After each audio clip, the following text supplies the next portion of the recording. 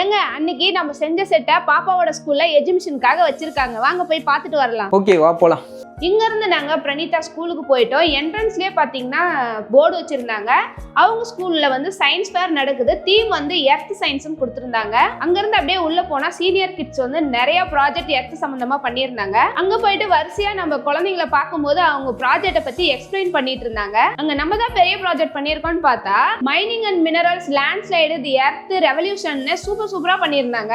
இந்த ப்ராஜெக்ட்லாம் விடுங்களேன், இந்த வயசுல அந்த குழந்தைங்க எக்ஸ்பிளைன் பண்ற விதம் இருக்கு பாத்தீங்களா, அவ்வளோ சூப்பரா இருந்தது.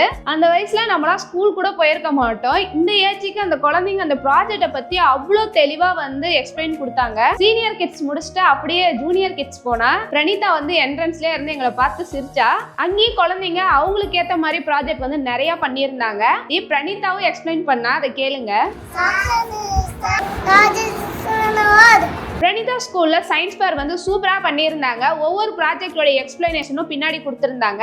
எல்லாத்தையும் பார்த்து முடிச்சுட்டா அப்படியே அங்க இருந்து கிளம்பிட்டோம்.